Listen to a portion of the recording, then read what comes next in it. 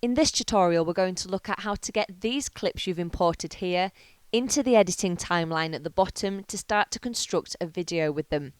To look at one of these clips, all you have to do is double click it and it will appear in the viewer window here. We'll select another and it appears in this viewing window.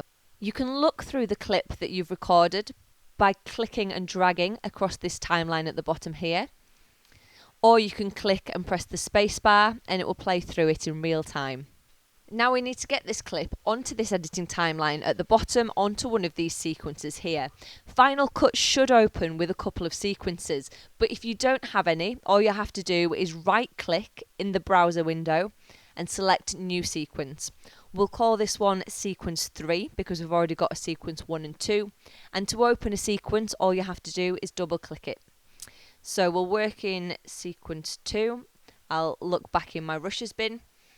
So I need to tell Final Cut which part of this clip I would like to put on the editing timeline. We do that by adding an in or an out. That's pressing I or O on the keyboard. I for in, O for out.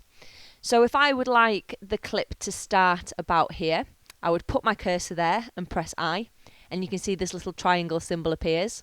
And about where I'd like the clip to finish, I would put the cursor and press O, and you can see that an opposite facing triangle appears. Now to get this onto the timeline, all you have to do is click and hold, and you'll see that this small window appears. Drag that into the canvas window, the top right window, and you'll see all of these options appear. Now I will explain the difference between some of these in a later tutorial, but for now just hover over and select Insert.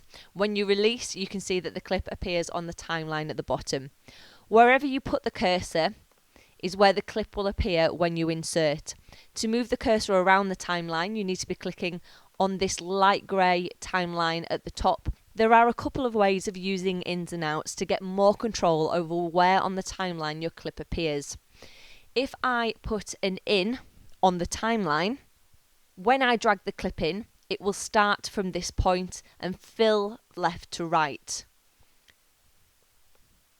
So there you go. The start of the clip is where the start of the in was.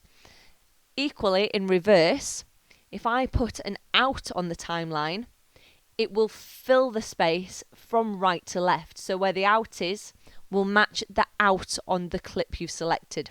So when I insert that, you can see these two frames match. This is the very end of the clip and this is the start.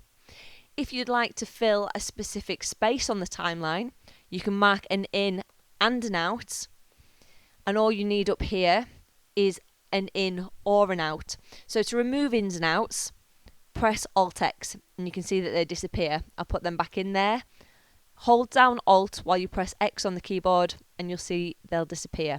Now if I put an in the viewer window, it will fill this space, but it will start from the in point that we've created there. So it will fill the gap from left to right. There you go, insert. You can see this picture is the same at the start of the clip and it fills it from left to right.